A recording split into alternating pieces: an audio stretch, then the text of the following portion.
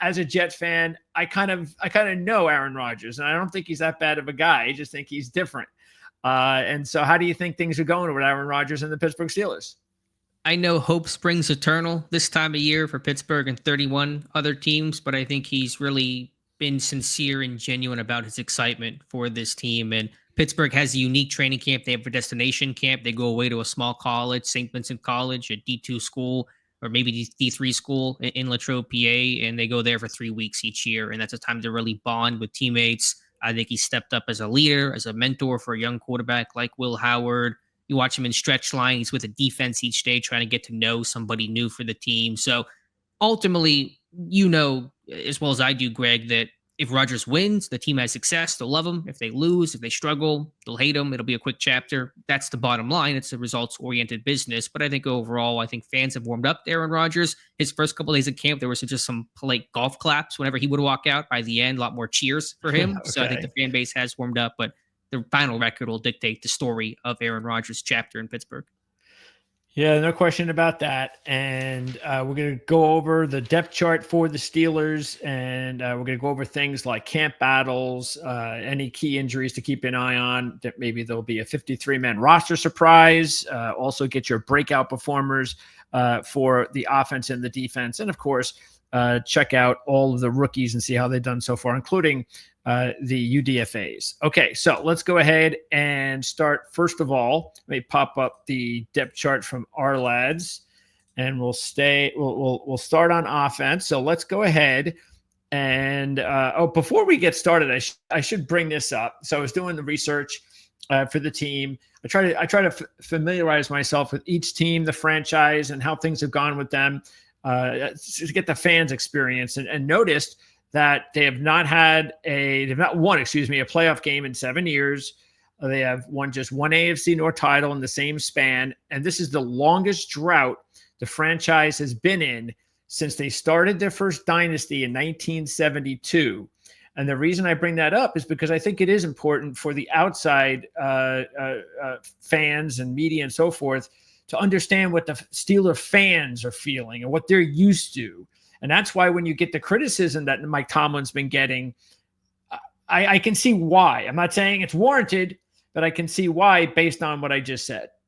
Yeah, in Pittsburgh, the expectations are simply higher than maybe other cities. Some cities would love the Mike Tomlin never had a losing season, but Steeler fans understandably loathe that stat because it lowers the bar of a team that expects to do more than just win 9 games, just compete, just make it to the playoffs. As you said, no AFC North title for 4 straight years now, the longest playoff drought since the merger, effectively.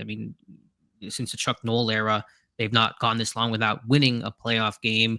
And just the frustration of you have, new quarterback room last year, same results. Pittsburgh has done some different things, new coaching staff in a lot of ways, but getting those same results. So what will it take to finally break through? Will it require that franchise quarterback to not just become Super Bowl contenders, but to win a playoff game? We'll see. But with all the change this year, if the same results occur where you just go 10-7 or 9-8 and get one and done, the frustration will continue to mount. The team really feels that internally and externally that they have to get over this hump.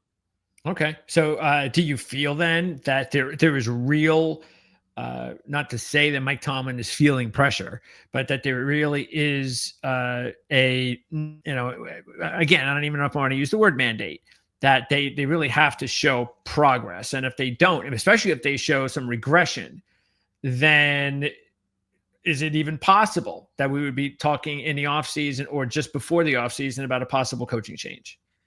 No, and that is the tricky part because we talk about the pressure, but what is the consequence if they don't get over that hump? Tomlin's job is safe. He signed a contract extension last summer for several more seasons. He's not going anywhere. Very likely his arc will be like Tomlin and Chuck Noll, where he'll get to Cowher and Chuck Noll, where he'll get to go out on his terms and retire as opposed to being fired. But there's still going to be an angst and a pressure, I think, internally too, to go out there and win, which Pittsburgh has not done enough of in recent years.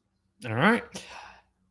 Let's start at quarterback. So, yes, Aaron Rodgers, of course, he is the main story. No question about it. Again, I've seen him up close. I know what the deal is. But, the thing I have to know from you, as best you can tell me, of course, is from my perspective, you look at a coordinator like Arthur Smith, and he wants to run the football. And you look at a quarterback like Aaron Rodgers, after what happened with the Jets last year, being the 32nd in the NFL in rushing. And that's because a lot of people put it on Aaron, because he really was running the offense. Check, he's checking off the run plays for the pass plays and whatever. Maybe it's just the Jets weren't very good. He's just doing what he wants to do. I don't know. But how do you think that relationship has gone so far? And what is your prediction on how you think the relationship is going to go if the coordinator wants to run the ball and Aaron starts to throw the ball a little too much? It's a good question, and we can't predict exactly how it's going to go. It's such an important question. That OC quarterback relationship is probably the most important and fragile and valuable relationship of the entire team. But I have to think Aaron Rodgers knew, at least in part, what he was signing up for. Arthur Smith's reputation is one of the most, if not the most, run-heavy OC in football. And this was not a shotgun thing where this thing came out of nowhere. This was, as we talked about last time, a long 3-month wait. And so should be no delusions of grandeur about what offense this is. And I think for Rodgers, frankly, yes, he likes to throw the football, but he wants to win. He lost 5 games. He won 5 games with the Jets last year, has won a playoff game in several seasons, whatever it takes to win. In Pittsburgh, and I'm sure Rodgers knows, you can't put it all on him. He was second in the NFL in pass attempts last year. You can't have that recipe and expect success from it. So if the more that it can be taken off of his plate, the better overall. I think Rodgers has looked good. I think it's been a good working relationship so far between Arthur Smith. I think it's good for Smith to be in year 2. I think last year as a first-year OC in Pittsburgh, maybe those reins were a little bit too tight around those quarterbacks because it's your first year and you're trying to run your offense. I think also schematically, Smith can run his offense more to what he wants and envisions and is philosophically in tune with now that you've had another offseason to fix his offensive line, to draft a running back, to add some pieces, add a DK Metcalf, which is his A.J. Brown type of receiver in this offense. So it's more of his offense, more comfort for Arthur Smith, may release those reins a little bit. Rodgers has looked good. The arm looks live. Mobility is going to be limited, but he's still testing it out. We'll see how it looks in November. But I'll tell you this, Greg, that pocket can stay clean for Rodgers, which is a big if. But if it can, that arm still plays really well for Aaron Rodgers. Oh, yeah. Okay. As far as the rest of the room, Mason Rudolph, interesting. And again, hopefully we won't need him. But interesting that he actually had his best season in 2023 coming off the bench. And then goes to Tennessee, and that was a disaster. But that's because the Titans are a disaster. So I'm assuming the Steelers are really happy to have him as a number 2 in case they need him for spot duty. And then you've got the Thompson-Howard situation. Now, Howard's not going anywhere. But I thought it was very interesting remembering the Will Howard, Skylar Thompson, Kansas State situation and how ironic it is that they're kind of back where they were once before when Skylar Thompson beat out Will Howard, when everybody thought Skylar Thompson was the better college quarterback, like I did. I remember those days. I remember that battle, and it's like, oh yeah, Skylar Thompson's better than Will Howard. I've seen Will Howard. He's not Skylar Thompson. And then, of course, everything transformed after that. But yeah, tell me a little bit about the rest of the room and how you think it's going to look when the 53-man roster is set. Time is a flat circle, Greg. It feels like the more things change, the more they stay the same. Rudolph, as you said, is that ideal number 2, maybe one of the best, if not the best, number 2 backup quarterback who can run your offense exactly how a coaching staff wants him to run it. Not going to elevate it and win a lot of games. He did well in 23, but he is who he is at this point, which is that ideal number 2 that can come in, run your offense, not lose you the game, and help your cause if you can help him out with a good defense and a good running game. Number 3 spot, it's a little bit complicated because Will Howard broke the pinky finger in his throwing hand midway through training camp, a freak exchange issue. He jammed it. He broke it. So he has not gotten to play in the preseason. The Steelers have their finale on Thursday. I'm going to strongly guess he's not playing in this one, not been determined definitively yet, but I don't think he's going to make it back in time. So Thompson's been getting those number 3 reps. He's had a really nice summer overall. He played really well in the opener in the preseason game against Jacksonville. So could Howard start the year on IR to return, which put Thompson as number 3? Possible. Do you try to maybe flip Thompson to the Jets or the Saints, a quarterback needy team? Howard's going to be on this team in some capacity. He's not going to be cut, obviously, but I don't know exactly how it'll play out because of his injury, and Thompson's good play. Okay. Running back room. So Caleb Johnson, of course, is a pretty big story. Excellent college running back, fits the Steelers' running game perfectly. You bring in a few, matter of fact, just looking at the depth chart there, specifically 4 free agents But the big one is Kenneth Gainwell. Do you look at this as a 3-man room? And how's Johnson look so far? Committee is certainly going to be the word to use with this group. It's not going to be a one-man band like it was maybe in the early Najee Harris years or in the Le'Veon Bell years, the traditional Pittsburgh Steelers of the early 2000s and 2010s. Johnson, I think, has looked good as a runner. He's progressed overall. He's gotten better, I think, in a lot of aspects of his game throughout training camp. The thing, Greg, is that I'm not concerned about his talents as a runner. He can be an effective running back. There's explosiveness, there's burst, there's some big play ability in his game. There's enough vision. It's everything else. Can he earn the trust of the coaching staff as a pass protector, as a receiver? A couple drops in training camp, a couple missed assignments in the first preseason game. He didn't leak out to be a checkdown option, led to a sack. Those things do not play well for any rookie running back, especially when you're trying to work with a 41-year-old Aaron Rodgers who expects, understandably so, perfection from that position and keeping him upright and giving him checkdown options because he peppered Jets running backs with targets and receptions last season. So that may limit and cap his upside, at least initially, until he can prove that. Warren, not had a great camp, but he's been available. They've held him out, which kind of tells you he's going to be the number one back for this team. He can do it all. Gainwell is interesting. Pittsburgh signed him really for his receiving chops, and he's shown that throughout training camp. I'm a big nerd. I chart some of the training camp stats just to try to get some objective measure of what's happening in camp. Gainwell had 22 carries and 22 receptions in the team period of training camp, which suggests they're going to get him involved as much as a receiver as he is going to be a running back. So they're going to lean on that. He can pass protect a little bit too. And if Johnson's going to be limited in a pass down situation, then Gainwell is going to benefit and play more early on this year. So really what we're looking at is the pecking order should be Gainwell number 2 at early in the season, you think? It's kind of going to be number 2 wearing different hats. Johnson's going to play on the early downs. He's going to tote the rock. He's going to carry the ball more. Gainwell's going to be split out more, involved in the screen game, the pass game, third down, that type of stuff more. Warren's still going to be the starter. So again, it's a committee. It gets messy, very common under Arthur Smith for everything to kind of be jumbled up a little bit. But Johnson, how much he'll play and how often he'll play really will be dictated by how much he can round out the edges in his game. So pretty much like Warren will come out and he's the number one back. He may be out there at first and second downs. Gainwell comes in third down. And then the next series, say Johnson's the number one back for the first and second down and Gainwell replaces him in the third down. You see a lot of that happening more than anything?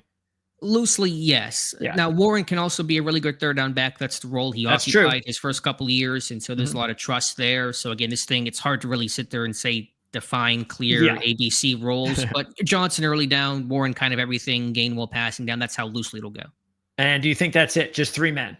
Yeah, just 3. They cut Cordell Patterson early in training camp. Got some interesting practice squad competition. Lou Nichols, who had a really good college career, has done well in preseason action, a couple big runs. That's practice squad material. Trey Sermon, the former Colt, could make it as well, but none of those guys are threatening for the 53. Okay, now let's take a look at wide receiver. And of course, the big news is DK Metcalf. So how's he taking it to his new digs? Yeah, he's looked good. Like I said earlier, that A.J. Brown type of receiver, that big physical, yak threat, great blocker, exactly what Arthur Smith wants as the number one receiver in his offense. Him and Aaron Rodgers have really developed good chemistry that heated up throughout training camp after probably a slow start for those two guys. The hands aren't perfect. He'll drop a couple, but the big plays are certainly there, and Rodgers found him. So Rodgers does a great job of finding his playmakers because Arthur Smith, sometimes the critique can be, doesn't always lean on his playmakers, likes to spread the love more than get the ball to his 1A and 1B kind of guys. Rodgers will find Metcalf early and often, so that's been no concern. The big concern is what's behind and next to DK Metcalf. Calvin Austin's missed large chunk of the summer with an injury. Roman Wilson had a quiet start. He's been better lately, done well in preseason action. Team showing renewed interest in Gabe Davis. He's coming in for a visit Tuesday. You have Scotty Miller, who's had a good camp, but it's still, he's kind of is who he is at this point. Robert Woods, good chance he's going to be cut. He's fading fast here on this depth chart. So it's kind of what else do you have in that receiver room? And there's still some unanswered questions there. Yeah, I was going to say, just even thinking about Robert Woods as like a number 2 is just that really wouldn't more than likely work. And the fact that he's not having a good camp tells me that, pretty much right about that. Every player has his day. Looks like Robert Woods is getting to that. But so far, Roman Wilson has not stepped up yet. We haven't seen anything yet to lead us to believe that he's that guy that they expected when they drafted him last year.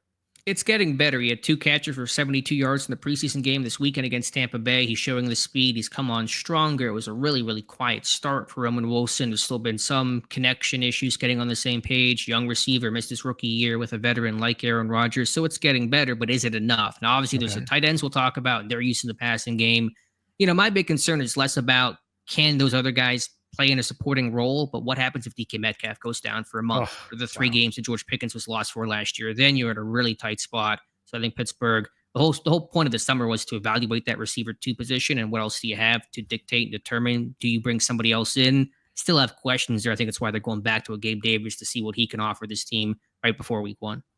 Any chance that with all of the draft capital they have next year, knowing where they are this year with Aaron, because nobody knows what happens to Aaron Rodgers in 2026, that they might try to invest in not just picking up a free agent or making a trade and give away a 7th-round draft pick, but make a significant trade?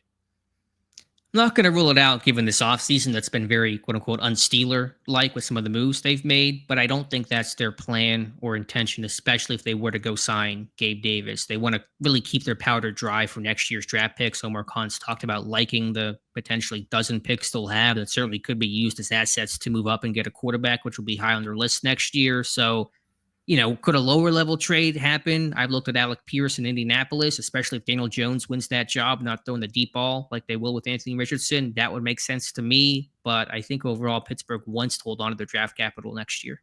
Okay. You mentioned the tight end room. So Jonnu Smith, of course, he's got a relationship there with his former coach. So he had a really big breakout year last year for Miami.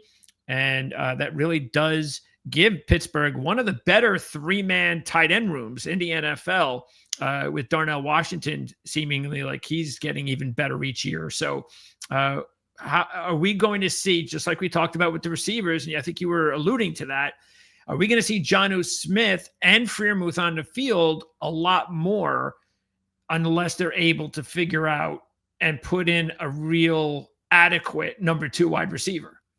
Yes, the plan is, and this is music to Arthur Smith's ears, to be a multi-tight end type of team, to run a lot of 12 personnel, run a lot of 13 personnel, even some 4 tight end sets. They dabbled with that in training camp with Connor Hayward being on the field. And I think the attractiveness they see about 13 personnel, even 14 personnel, is really making it a matchup problem for defenses. If you're facing 13, 3 tight ends, 4 tight ends, how do you respond? Do you go heavy and bring in your run stoppers to stop the run when you're facing guys like Darnell Washington? It's just traditionally your 13 personnel is going to be your run-heavy groupings.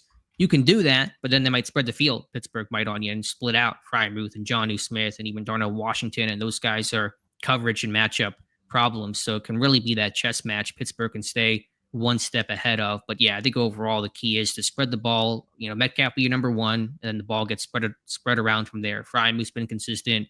Jonnu Smith, you mentioned his history with Arthur Smith. He's the best athlete of that tight end room. His physical nature, his yak ability, all plays well with what Pittsburgh is trying to accomplish more of this year, more big plays, more run after catch. And then Darnell Washington might be the most valuable member in that tight end room because he's that big body, unique blocker. Got to be, for my money, the best blocking tight end in football, not just as a run blocker, but in pass protection. Pittsburgh can do full slide protections and have Darnell Washington block the backside edge rusher. And that's going to be super, I think, critical when you're facing a Myles Garrett. How do you solve Myles Garrett? You can chip with Darnell Washington, or you can full slide, have your left tackle and left guard block Myles Garrett while Washington takes care of the backside defensive end. You can't do that with most tight ends in football. So it's a really, really unique aspect. And Washington's had a great camp. Can also offer something as a receiver. He's got big, strong hands. He's a build-up runner, but once he gets going, he's tough to stop and can be a goal line threat as well. So it's a really deep tight end room. Pittsburgh ran a lot of 13 personnel last year. They were inefficient at it, though. They're going to be a whole lot better and a lot more efficient running it this year. And this is a 4-man room, correct? Yes, I would expect 4 tight ends to be kept. So Freiermuth, Smith, Washington, and Connor Hayward. Galbraith is an interesting rookie, a good athlete, but he's practice squad material. Okay. And what we passed on the wide receiver situation. So Skowronek, he's going to make it because of his special teams ability. Is that correct? Yeah, Ben Skoron's got a toe injury right now, but he should make it to be a number 4 receiver, special teamer, big body blocker. So there's still some debate there, especially if Gabe Davis were to get added. Will Scotty Miller make it? I like his odds right now. Woods is fading, but you would expect Metcalf, Austin, Skoranek, Wilson. Then that 5th spot, 6th spot, we'll see.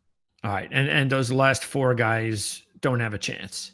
There's some interesting talent there. Max Hurlman, Keyshawn Williams have had good rookie camps, but that's more practice squad. Hurlman's a good athlete. Williams a good returner, but we're talking practice squad with those two. Offensive line, and the thing I noticed the most with the offensive line is their depth. That's where there are some potential holes. Is that the case?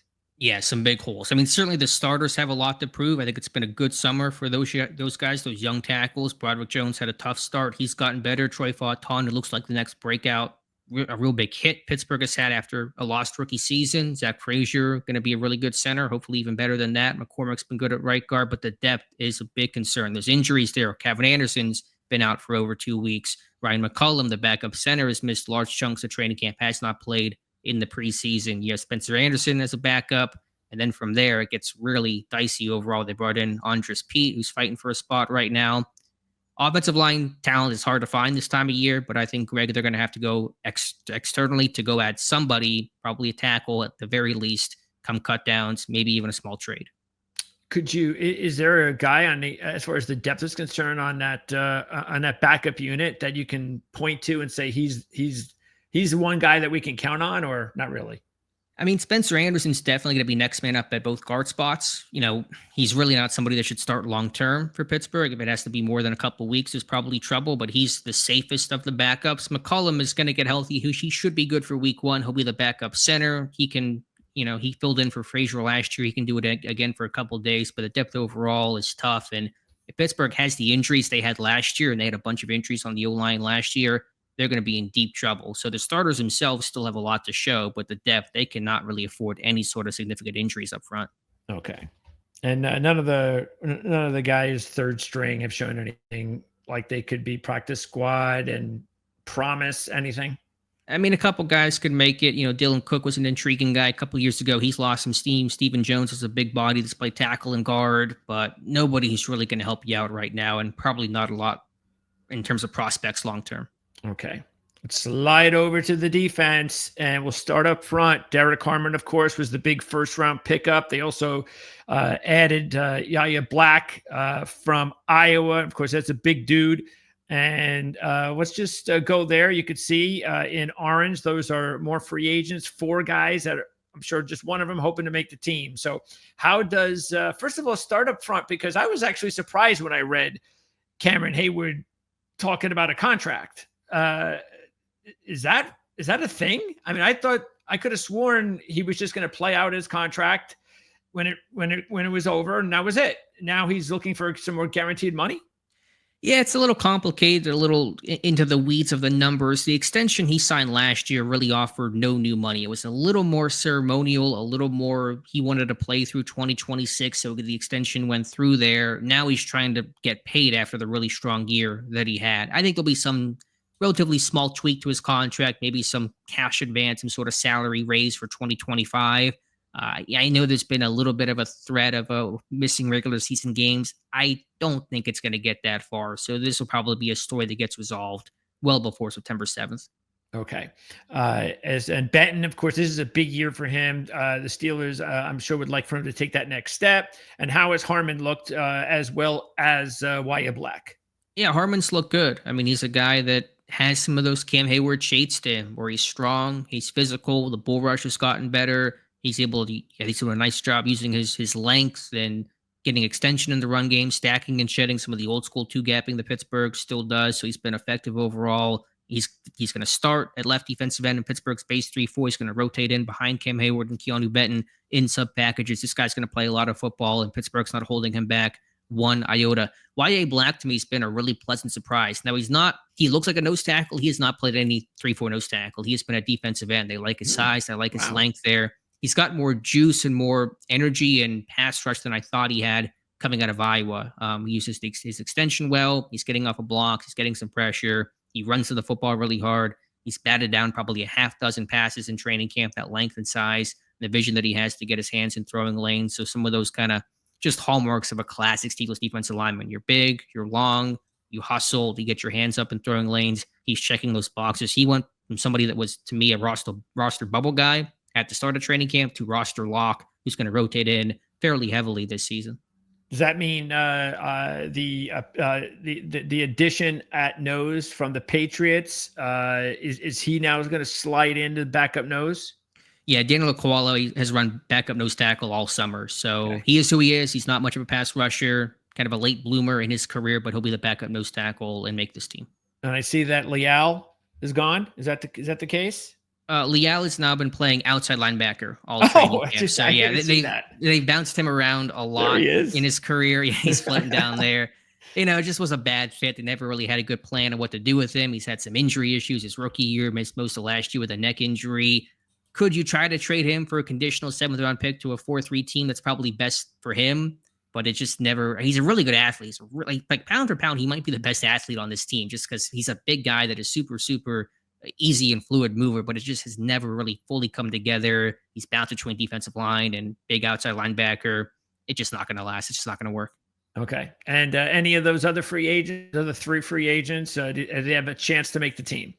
Maybe Oto Mewa a little bit, but probably looking more practice squad if anything there. Loudermilk is who he is, a low ceiling run stuffer. Logan Lee's probably fighting for a spot. He's a guy that missed his rookie year with a hamstring injury, came back. He's played okay, a little more athletic, a little more crafty as a pass rusher. Actually had to become Pittsburgh's emergency long snapper against Tampa Bay. The starting long snapper got hurt. They had nobody else, and so Lee had to come in, did a nice job. Not going to get him a roster spot, but Lee, we're looking probably practice squad or maybe last spot on the 53 for him.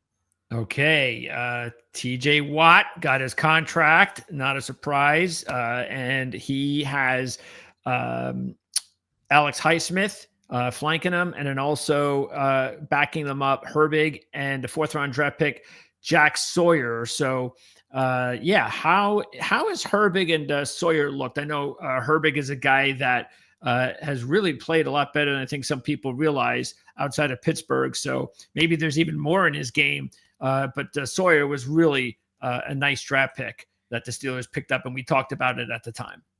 Yeah, that was good value in the 4th round. He's a guy that's been, as advertised, a crafty, smart pass rusher, playing a lot of snaps in Pittsburgh this summer because TJ Watt's gotten a lot of rest days. Alex Highsmith has battled a groin injury. Nick Herbig just suffered a minor hamstring injury, so a lot of snaps there for the taking for Jack Sawyer. The games have been a little less impressive.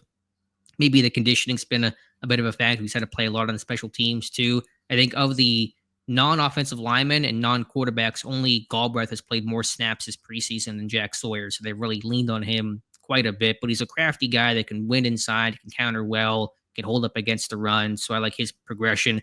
He'll be the number 4 outside linebacker. Herbig could start for a bunch of teams, probably half the league. Pittsburgh's really fortunate to have him as their number 3, really good rotational guy. So I think top to bottom, it's a really impressive outside linebacker room. And is that about it? Do you expect there to be a 5th edge?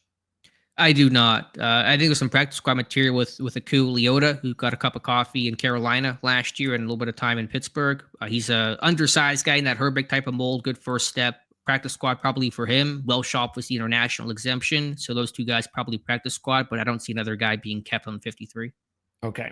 Inside, of course, there's Patrick Queen and Peyton Willis, one of my favorites from last year. He's just going to keep getting better and better.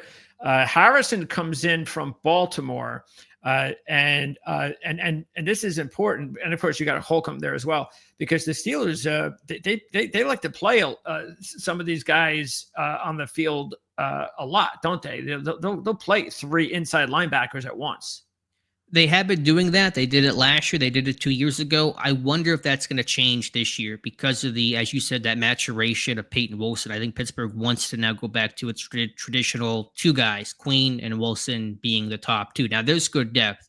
Holcomb, he's come back from a severe 2023 November injury, missed all of last year. He looks, I don't want to say he looks exactly like himself in coverage. The foot speed may not quite be there, but he's looked good overall. He's going to make this team. Harrison should make it too, especially as a 4-phase ace special teamer. I think he's played the 3rd most snaps of anyone on special teams since coming out of the draft. But I think they want Queen and Wilson to be the guy, and Queen's got to step up in year 2. It wasn't quite the year that he needed to have in Pittsburgh last year. Maybe that was the newness to the system. He's got to be able to wear the green dot and still play at a high level individually. In Wilson, if that could run, or if that run defense can improve a little bit, which I think it has, then you're looking at a really high end inside linebacker. He fell to the third round, not for a talent issue. It was the medical about the shoulders and the knees. And he's been healthy. He's not missed any time in Pittsburgh, and this guy can really play. So it's a good room, but I think they want to go from the 3-man rotation to a top 2 of Queen and Peyton Wilson.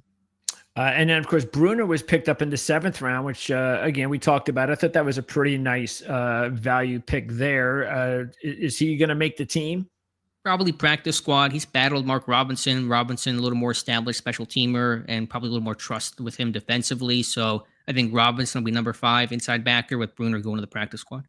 All right. And then in the secondary, of course, the big trade for Jalen Ramsey. Talk about that trade. I know we weren't able to chat much there. So was that – tell me, first of all, what you think what was the thought process of acquiring Ramsey and letting Fitzpatrick go, and what did the fans think?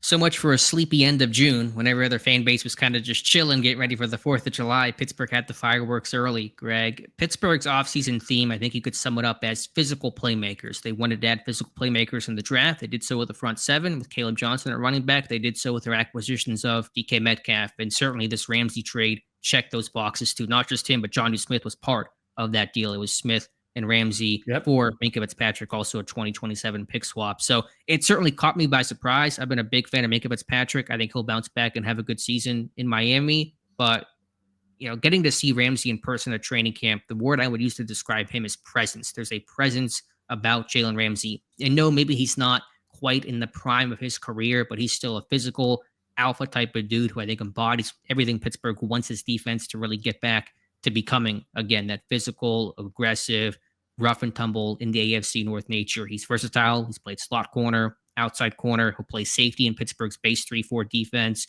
He'll wear a lot of hats for this team. He's certainly embraced and been open to that. So I think it's been really good for Jalen Ramsey this summer.